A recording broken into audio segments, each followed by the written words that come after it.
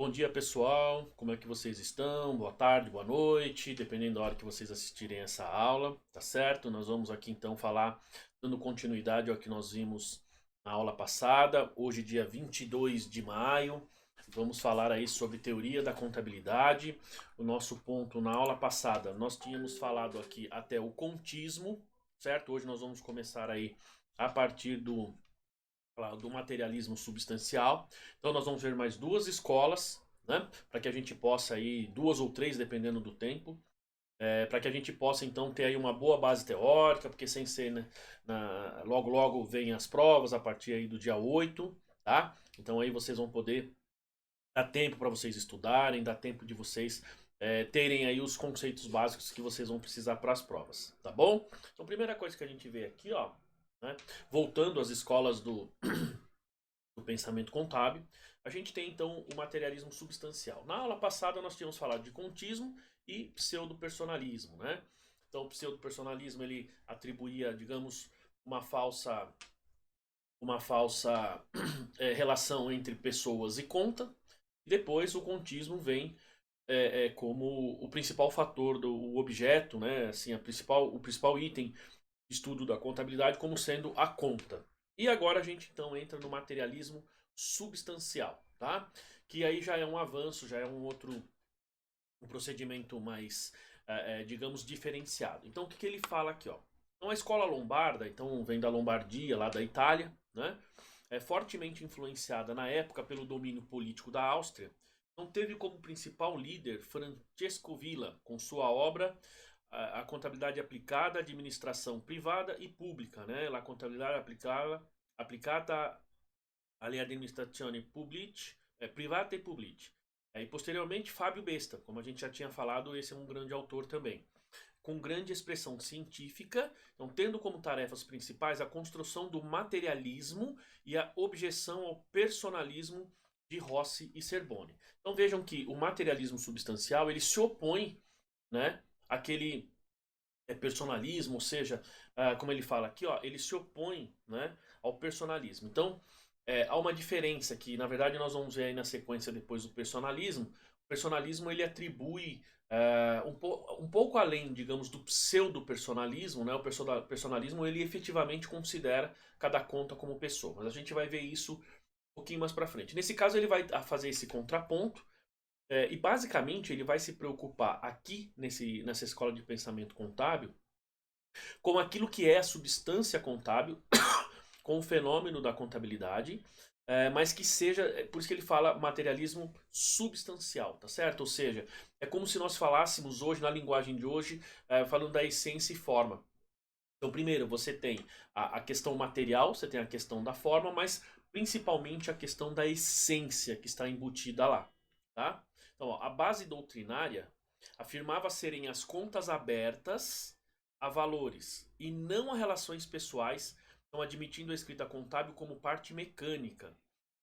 Então vejam que aqui ele já fala o seguinte, veja, a conta, quando a gente fala no pseudo-personalismo, ou até mesmo no personalismo, nós vamos ver que assim, que digamos, as contas elas estão relacionadas a pessoas, tá certo? Então cada pessoa, seja o administrador, seja um terceiro, tal, então essas contas estão relacionadas a essas pessoas.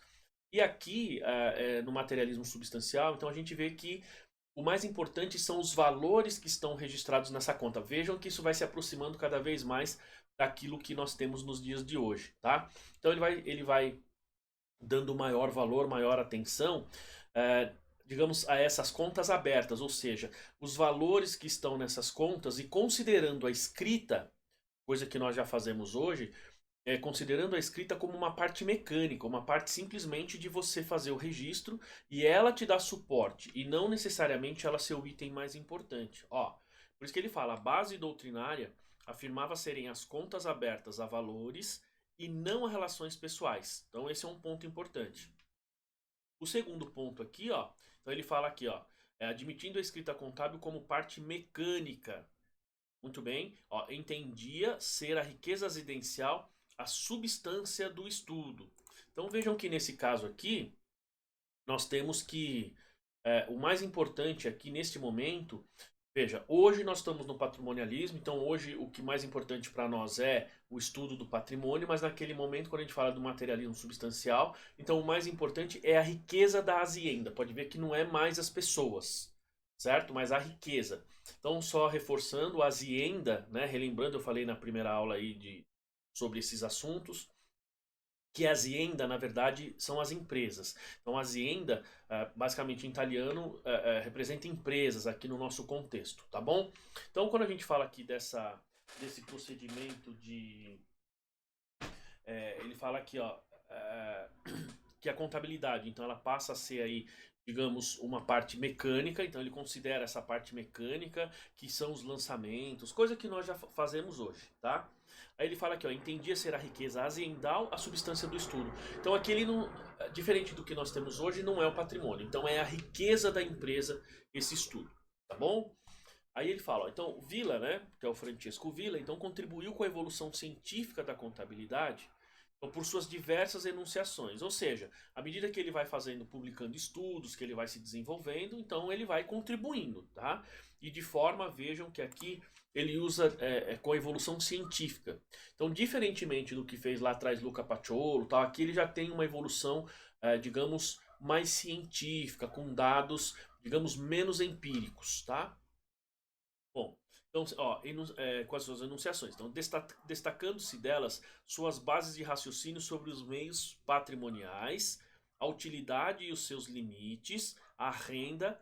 Vejam que aqui ele já entra aqui então com o princípio da competência, o valor, os fenômenos contábeis das materialidades, em suma. Ou resumindo, os fenômenos que levam aos conceitos suficientes para colocar seu trabalho no campo da dignidade científica. Ou seja, então aqui, quando ele pega então esses procedimentos contábeis, aqui que ele já está efetivamente avançando cientificamente, então ele já tem, digamos, mais embasamento, ele já coloca a contabilidade no radar como ciência, porque antes não era considerado ciência ainda, aí você passa a ter pilares e pode ver que muitos desses conceitos que Francesco Villa utilizou, e nós estamos falando em 1800, 1700, 1800 se eu não estou enganado, nós estamos usando até hoje. Então ele fala a questão da renda, ele fala a questão da materialidade, ele já fala em princípio de competência. Então a gente tem uma série de conceitos importantes aqui. E esse item de baixo aqui, ó, né? Então esse que você está lendo aqui embaixo aqui, ó, né? Bem no item de baixo aqui, ó, esse aqui, ó, ele é mais interessante porque ele fala assim, ó, a doutrina da substancialidade enuncia que a contabilidade não é uma técnica de informação, mas algo que se preocupe em conhecer o substancial, que se encontra muito além do registro. Ou seja, se nós pensássemos em essência sobre a forma, né? Veja, porque nós não estamos trabalhando único e exclusivamente pensando só no que você está registrando. Isso é a forma, é o que está no documento, é o que você colocou no papel. Mas qual é, digamos, o evento, o fenômeno contábil que está envolvendo, o fenômeno econômico que envolve aquela operação? Então veja que Francesco Villa já pensava desta maneira, tá? Então repetindo, ó, a doutrina da substancialidade enuncia que a contabilidade não é uma técnica de informação. Veja, ele vai além, diz que não é somente uma técnica para gerar informação. Vai falar que mais algo que se preocupe em conhecer o substancial, que se encontra muito além do registro, ok? Então, repetindo, ele vai muito além do registro porque ele está considerando já naquela época essência sobre a forma, tá bom? Bom, continuando aqui, então ele fala, ó, Francesco Villa ainda colaborou com o conceito de patrimônio como conjunto de bens diferentes, mas identificados pelo mesmo propósito de utilização, que chamamos de teoria da agregação. Ou seja, ele agrega todos os, digamos, os bens, em tese, bens e direitos, né? E forma o chamado patrimônio. Não é necessariamente ainda como nós temos o patrimônio hoje, mas já é uma evolução bastante grande daquilo que nós tínhamos anteriormente com Luca Paciolo, tal. Porque aqui realmente nós temos um grande, digamos, crescimento, tá? Bom, resumindo aqui, pessoal, esse procedimento que nós estamos vendo aqui, né? Que nós estamos vendo do nosso lado aqui. Basicamente nós temos o seguinte, que o Francesco Villa, o que ele fez? Ele pensa então nesse chamado materialismo substancial, porque ele já dá, digamos, primeiro, ele coloca já a contabilidade, digamos, no radar de ciência ou como ciência, ainda não era necessariamente 100% considerada como é hoje uma ciência. Primeiro ponto. Segundo ponto, ele pega esses procedimentos que hoje nós já veja só, não é que nós já utilizamos, nós utilizamos proveniente desses estudos que vêm lá de trás, estão falando sobre a própria materialidade, o princípio da competência, e uma das coisas mais importantes, diria duas, né, vamos falar assim, é a questão de você, ele já pensar na questão do patrimônio. Então ele já pensa basicamente nessa teoria da agregação, na qual ele vai agregar esses bens e direitos, inclusive no meu entendimento, até obrigações, para formar o que nós temos hoje como patrimônio. Então seriam aí digamos, uma evolução até basicamente o que nós temos hoje. E também ele não usa essa expressão, mas a gente poderia dizer que ele está preocupado ali com a essência sobre a forma. Por que essência sobre a forma? Porque o próprio nome da escola já diz que é o materialismo substancial. Então, o materialismo, algo material, é algo que está relacionado com a forma, né? Que está relacionado com o documento. Mas ele diz que a contabilidade não é só uma fonte digamos, para gerar informações, ou seja, só para gerar os registros e informar, mas vai além disso, porque a gente tem que pensar, digamos, na substância econômica, então aí na essência econômica, e aí essência sobre a forma, para que a gente então tenha uma contabilidade mais firme, uma contabilidade mais forte, e já pensando em ciência e ela cumprindo então a sua necessidade ou os seus objetivos. Outro ponto que ele coloca, então, só resumindo, é que para eles, naquele momento, o mais importante era a riqueza aziendal, ou seja, a riqueza que as empresas faziam, né? Ou geravam, ou tinham, certo? Então, aquilo que ela gera, aquilo que ela tinha, esse era o objeto de estudo. Então, como contador, naquele momento, era isso que me preocupava mais, tá? Bom, aí a gente passa então do materialismo substancial para o chamado personalismo. Tá? Então o personalismo ele tem aí uma característica um pouco diferente. Veja que aqui nós falamos personalismo e Luca Paciolo tinha o chamado pseudo-personalismo. Tá? Então essas duas escolas aqui, pessoal, então seja ela aqui o personalismo e o materialismo substancial, como a gente já viu, elas acabavam se contrapondo, certo? Porque uma estava mais preocupado com, digamos, o efeito e aquilo que era registrado, e outra estava mais preocupada então em classificar as contas, tá certo? Na verdade era um avanço daquilo que Luca Paciolo fazia, certo? Então o que que nós temos aqui, ó? Então nós temos aqui, ó, o personalismo, ele faz assim. Então esta escola com profundas raízes jurídicas, então vejam que aqui nós temos um procedimento muito voltado então para a questão jurídica, porque nós estamos falando de você responsabilizar, de você ter essas pessoas que estão envolvidas aqui diretamente relacionadas a esses ativos e passivos ou a essas contas, tá? Então por isso essa relação muito forte com a área do direito, neste caso especificamente. Eu falo com profundas raízes jurídicas, de séria reação ao contismo. Na verdade, ele fazia uma oposição ao contismo também. Ó, transformou a conta em pessoa, capaz de direitos e obrigações. Então, quando a gente falava lá o pseudo-personalismo, ele falava assim: então você tem determinados itens e eles são atrelados a supostas pessoas, certo? Por isso que ele fala pseudo-personalismo. Eles não eram diretamente personalizadas. Aqui não. Aqui ele já transforma as contas realmente em pessoas e são pessoas que podem assumir, então, ele fala aqui, ó, capaz de direitos e obrigações. Então, como a gente já tem a questão aqui de se pensar no patrimônio, como a gente viu lá no materialismo substancial, então aqui ele já vem então pensando em transformar as contas em pessoas, essas pessoas podem assumir direitos e obrigações, veja que nós estamos falando basicamente dos conceitos de ativo e passivo que nós temos hoje, né? E essas pessoas inclusive poderiam até ser responsabilizadas, ó. Baseada na responsabilidade pessoal entre os gestores e a substância patrimonial, com cunho administrativo jurídico, cujo maior líder foi Giuseppe Cerboni, e o maior gênio Giovanni Rossi, aqui ele fala, ó, com obras mais destacadas a partir de 1873. Então veja que nós estamos no final aí do século XIX. falava, este tratava a contabilidade como pessoal, de ficção, e aquele que dava o caráter científico à corrente, em que colocara a responsabilidade na propriedade, no proprietário, no administrador e na matéria administrada. Tá? Ó, teve como grande opositora a escola materialista de Fábio Besta. Então veja, aqui, por ele ter um cunho jurídico, né, ele fazia o quê? Então ele atribuía a responsabilidade às pessoas, que nós vamos ver um pouquinho mais para frente, e essas pessoas então passavam a ter obrigações, ou seja, as pessoas estavam diretamente ligadas, não vou dizer presas, mas estavam diretamente relacionadas e, consequentemente, assumindo direitos e obrigações e poderiam ser, digamos, penalizadas pessoalmente, tá?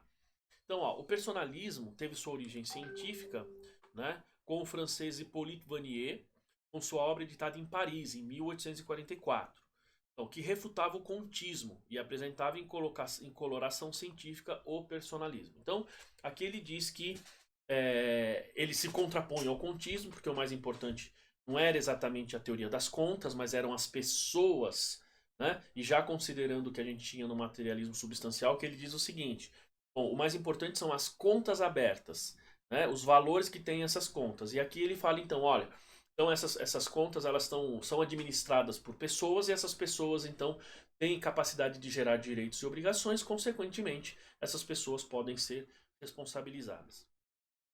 Aqui, ó, mas foi Francesco Marchi que lançou as bases de um personalismo científico, então, abrindo caminho para outros pensadores como Cerboni.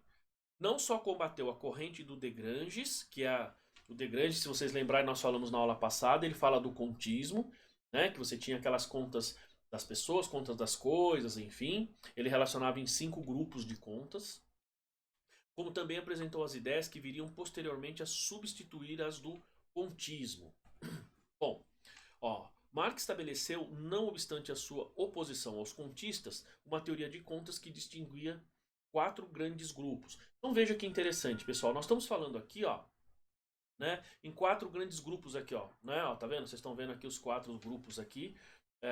Embora eles façam ou fizeram oposição ao contismo, porque para eles o contismo, as contas não eram os itens mais importantes, mas eles efetivamente necessitaram de contas, porque como nós hoje, no dia a dia, nós sabemos que sem contas nós não conseguimos efetivamente fazer os registros contábeis, naquela época eles já perceberam isso, certo? Então vejam que hoje o nosso plano de contas, nossa teoria já vem desde o início lá do século XVIII, século XIX.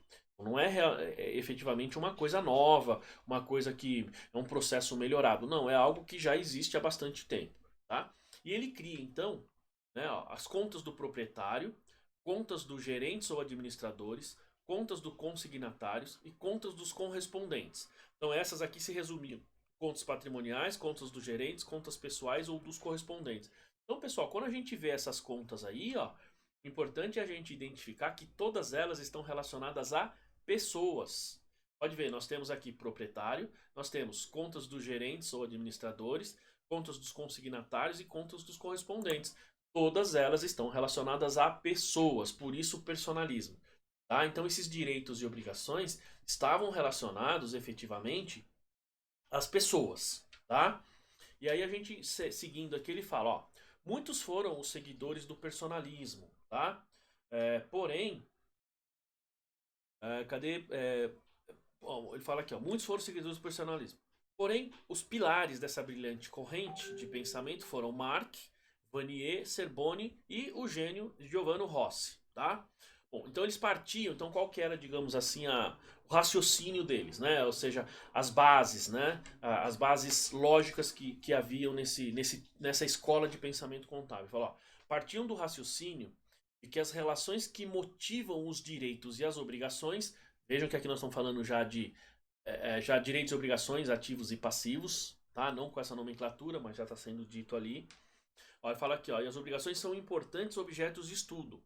Por essa razão, tem-se como conceito mais difundido de patrimônio o conjunto de bens, direitos e obrigações. Então vejam, pessoal, que aqui nós estamos falando em 1840, 1800 e alguma coisa, tá? Na verdade, em 1844, se eu não estou enganado. Então vejam que no século XIX nós já tínhamos aqui efetivamente o chamado conceito de patrimônio. Já começa a se formar aquilo que nós usamos hoje considerando bens, direitos e obrigações. Tá? Bom, espero que vocês estejam, pessoal, a partir desse momento, comecem a entender um pouco mais a evolução. Porque como nós começamos a falar de Luca Paciolo, dá impressão, e às vezes lá no primeiro semestre a gente fala, não, Luca Paciolo, tem muita escola que fala que quem inventou a partidas dobradas foi Luca Paciolo, ele é considerado o pai da contabilidade e tal. Bom, isso porque ele teve grandes, digamos, contribuições ao método das partidas dobradas, publicou, e a partir dele é que vem, digamos, tendo uma evolução na contabilidade. Mas nós estamos falando de 1400, século XV, tá? Nós estamos no século XXI, pessoal. Então nós estamos aí, como eu disse já, mais de 600, 500, 600 anos evoluindo na contabilidade. E isso vem acontecendo justamente por conta desse tipo de estudo, por conta desse tipo de pensamento, por conta desse tipo de raciocínio, de ideologia. Então aqui nós estamos em 1800, então a gente já está falando aí 400, né? Anos. Vou falar aproximadamente entre 300 e 400 anos depois de Luca Paciolo, certo? E a gente aqui então já está falando de patrimônio, dentro dos conceitos que nós temos hoje, porque ele diz, ó, partiam do raciocínio que as relações que motivam os direitos, as obrigações são importantes objetos de estudo, tá? Por essa razão tem-se como conceito mais difundido de patrimônio, ó, o conjunto de bens, direitos e obrigações, exatamente como é hoje, certo, pessoal? Muito bem. Então, ó, ele diz aqui: este pensamento, então, ele difere do materialismo, pois estuda as relações pessoais que agem na substância patrimonial. Né? Então, quando a gente fala do chamado materialismo, ele está preocupado, digamos, com a matéria que você está registrando, com o evento econômico, o fato que você está registrando. O personalismo, o que ele tem como pensamento? Ele entende que não só o registro é importante, mas as pessoas que estão relacionadas com aqueles registros. E essas pessoas são esses terceiros. Por exemplo, se nós fôssemos falar isso numa linguagem de hoje, nós estaríamos falando assim. Por exemplo, o fornecedor é um terceiro, é uma pessoa. Consequentemente, essa pessoa, ela está ligada, ela assume bens, direitos e obrigações, dependendo do caso de fornecedor, obrigações para a empresa, né? Então ela teria lá a sua responsabilidade. Esse é mais ou menos o raciocínio dele. Bom, então ele fala aqui, ó, então esse pensamento difere do materialismo, pois estuda as relações pessoais que agem na substância patrimonial, e não somente o evento econômico aqui. Aqui ele diz o seguinte, pessoal, o personalismo de Cerboni teve os seguintes axiomas. Então, o que são axiomas? Axioma, pessoal, ele basicamente, o axioma ele é, digamos, uma verdade incontestável. Tá? Ou seja, é uma verdade que você não consegue testar. É uma verdade que mostra que ela existe, ela está lá, certo? Mas você não consegue, de alguma maneira, testar aquele item. Perfeito? Bom, isso digamos, são teorias, tá? Nesse caso aqui, então veja que tecnicamente ele tem vários axiomas. Ó, tem 1, 2, 4, 5, são 6 axiomas, tá? Então esses axiomas aqui são, digamos, itens que eles existem lá na nossa contabilidade, tá certo? Existem aqui nessa escola do personalismo, mas que você não contesta porque tecnicamente é como se você não conseguisse testar. Então vamos ver aqui os 6 axiomas, tá? Ele fala aqui, o primeiro axioma, ele fala aqui o seguinte. Bom, então nós temos aqui, pessoal, o primeiro axioma que ele diz assim, ó. Toda azienda deve ser administrada. Todas possuem um ou mais proprietários, e estes não podem conseguir a gestão se não entrarem em contato com agentes e correspondentes. Bom, se a gente for pensar bem, pessoal, isso é uma verdade. Porque toda empresa ela precisa ter um sócio. Ou ela é uma empresa individual, tem somente uma pessoa na direção, ou ela tem mais de uma pessoa, ou seja, pode até ser uma sociedade anônima e ter milhares de acionistas. Mas vejam que isto não deixa de ser uma verdade. Por quê? Porque toda empresa precisa de um administrador, não, precisa de um sócio, precisa de um proprietário, como ele fala aqui, ó, tá? Possui um ou mais proprietários, tá? Depois, aí tem os corolários aqui, ó. Então, ó, pode ser proprietário da azienda um só indivíduo ou diversos constituídos em uma sociedade. Isso é o que nós vemos hoje, tá? Depois, ele fala aqui, ó. O principal em uma azienda, se não for o proprietário, será sempre um representante seu, conservando entre todos os poderes, conservando todos os poderes que aqueles seriam pertinentes, tá?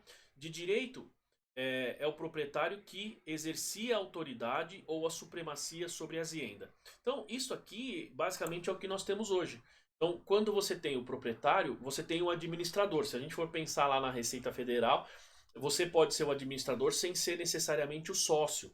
Tá? O administrador é aquele que está à frente da empresa, que assume responsabilidades, né? Mas não necessariamente é o sócio. Então vejam que isso nós estamos falando lá de 1840, 1850 e até hoje isto é válido.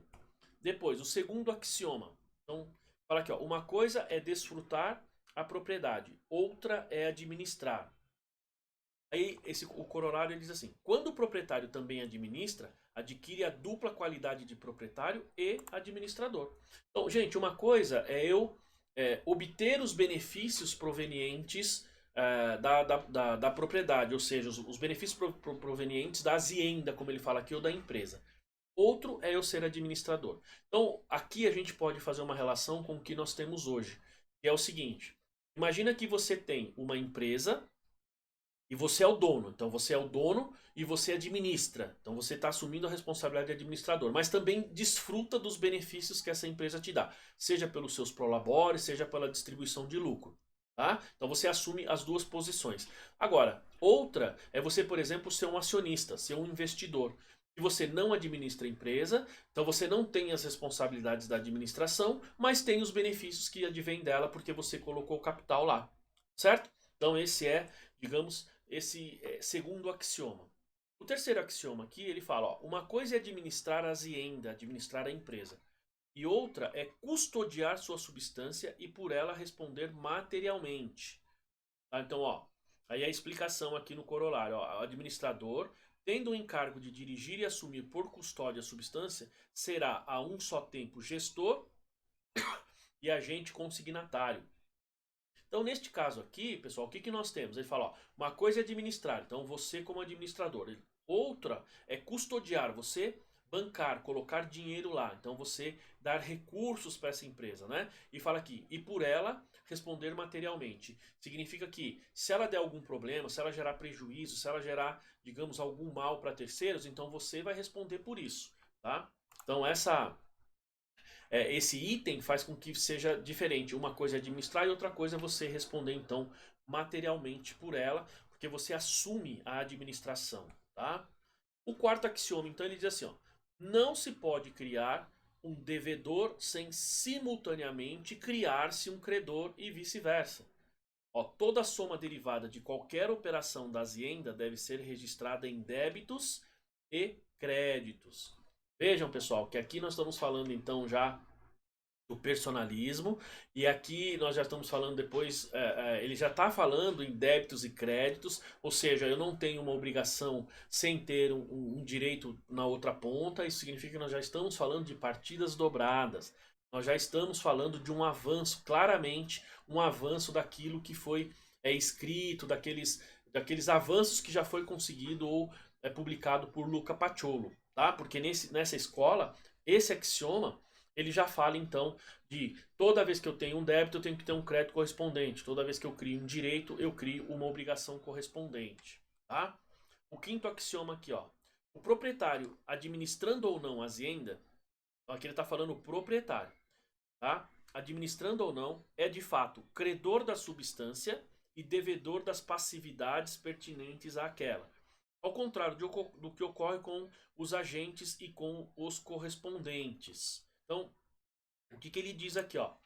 O proprietário, administrando ou não, é de fato o credor da substância. Então, a substância nós estamos falando lá dos ativos, os bens e direitos, a substância material, tá? Mas olha aí, depois ele fala assim, ó, e devedor das passividades pertinentes àquela. Então, eu como proprietário, ainda que não administre, eu sou responsável, eu tenho, digamos, a propriedade dos bens e direitos, né? São meus, mas também assumo, digamos, os passivos, tá? Basicamente, resumindo, é isso que ele quer dizer. Aí tem a explicação aqui, né? O corolário. Ele fala assim, ó, o crédito proprietário corresponde ao débito dos agentes e dos correspondentes. Ou seja, o crédito proprietário, por ser conta credora, nós estamos falando de uma obrigação, e ao débito dos agentes, ou seja, eles têm os direitos. Então, se eu tenho uma obrigação de pagar, ele tem um direito de receber. Débito e crédito, partidas dobradas, hein, pessoal? Vejam que, né, nós estamos falando aí de partidas dobradas. Ó, então, entre os proprietários de uma parte e os agentes e os correspondentes de outra. Então, o administrador não pode ser devedor nem credor da azienda, senão junto como agente consignatário ou correspondente estranho àquela. Então, eu como proprietário não posso ter ativos e passivos relacionados a mim. Na verdade, por isso que a gente tem a questão do patrimônio líquido, porque o que sobra é minha responsabilidade, mas eu sou proprietário de um, né? E sou responsável pelas obrigações, tá bom? Bom, aí o sexto e último axioma ele fala assim: o débito e o crédito proprietário não variam senão em razão de perdas ou lucros, ou ainda por acréscimos ou reduções do capital originário. Pessoal, isso aqui é um dos itens que a gente fala lá nas primeiras aulas, lá no primeiro semestre.